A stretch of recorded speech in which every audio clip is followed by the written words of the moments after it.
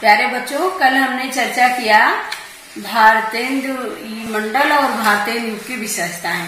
आज हम बीए द्वितीय वर्ष थर्ड सेमेस्टर द्वितीय प्रश्न पत्र साहित्य इतिहास एवं पत्रकारिता में इकाई 2 आपको पढ़ाएंगे। हिंदी साहित्य के उत्थान में सरस्वती पत्रिका का योगदान। ठीक, भारतीय हिंदी गद्य साहित्य के इतिहास में भारतेंदु युग के बाद आचार्य महावीर प्रसाद द्विवेदी का नाम बड़े ही स्वराक्षरों में अंकित है। आचार्य महावीर प्रसाद द्विवेदी एक ऐसे कुशल संपादक और विद्वान थे जिनकी प्रतिभा से हिंदी गद्य साहित्य का विकास हुआ।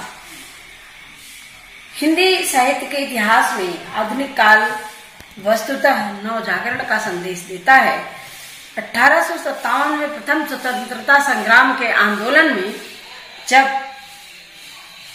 स्वतंत्रता का बिगुल बजा, हम अंग्रेजों से स्वतंत्रता प्राप्त के लिए प्रथम स्वाधीनता संग्राम की लड़ाई लड़ी गई भारत में, तो भारतीय जनमानस में देशभक्ति, स्वतंत्रता, देश प्रेम और सर्वस्व बलिदान की भावना पूरे भारतीयों में विकीर्ण हो गई, फैल गई।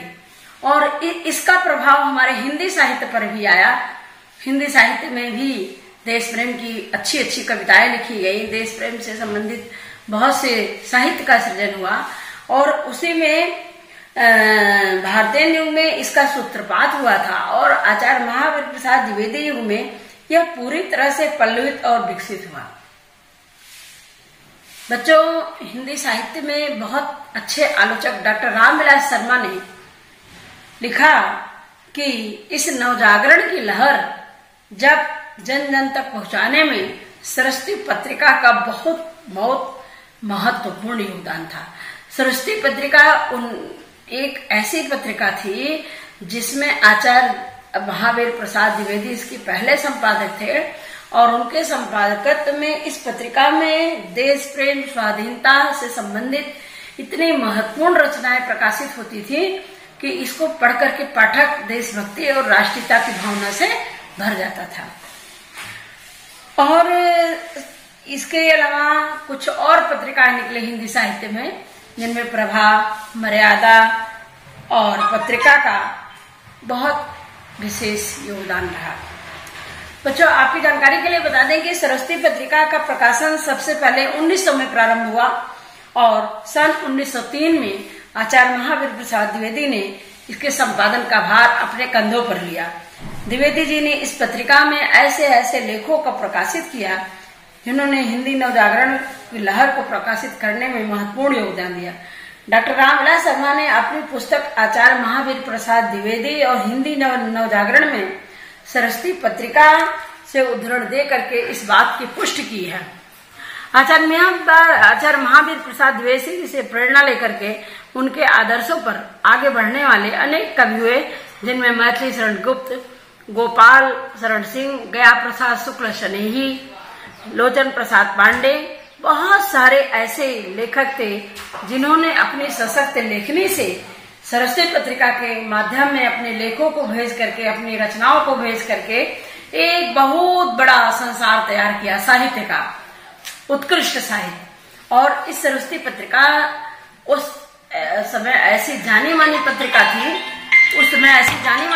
थी जिसमें बहुत गौरवान्वित और बहुत ही राष्ट्रीयता और देश प्रेम की भावना से सराबोर लेखों का प्रकाशन होता था।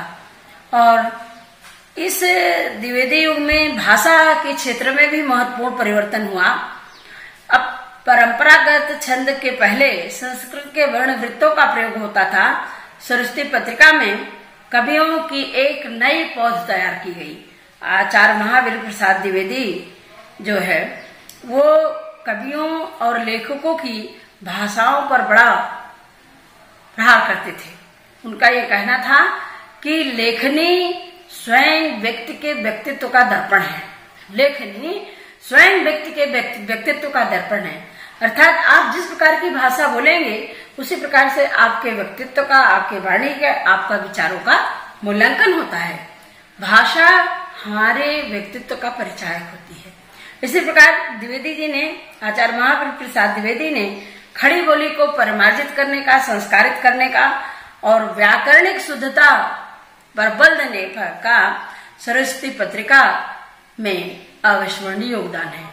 और मुझे लगता है कि शायद उस समय ये सरस्वती पत्रिका का संपादन न हुआ होता तो हिंदी साहित्य के जगत में इतना गद्य साहित्य का विकास न होता।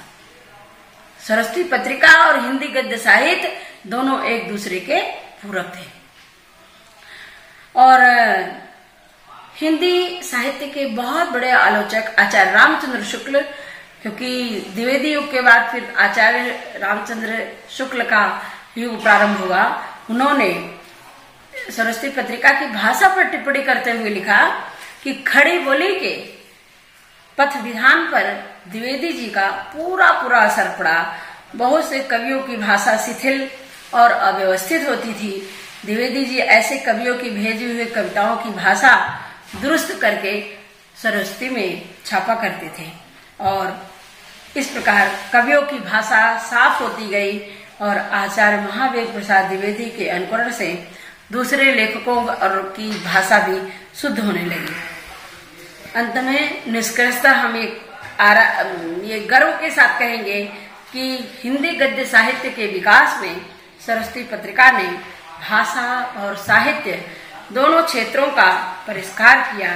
इसके माध्यम से ज्ञान का प्रसार हुआ और कितने ही नए लेखक और कवि प्रकाश में आए। भाषा संस्कार, समाज सुधार, देश प्रेम, चरित्र निर्माण की भावनाएं विकसित हुई। देशभक्ति एवं राष्ट्रीयता की चेतना विकसित करने में इस पत्रिका का विशिष्ट योगदान है। धन्यवाद। ठीक है ना? अब लाओ तनी पानी पिएंगे।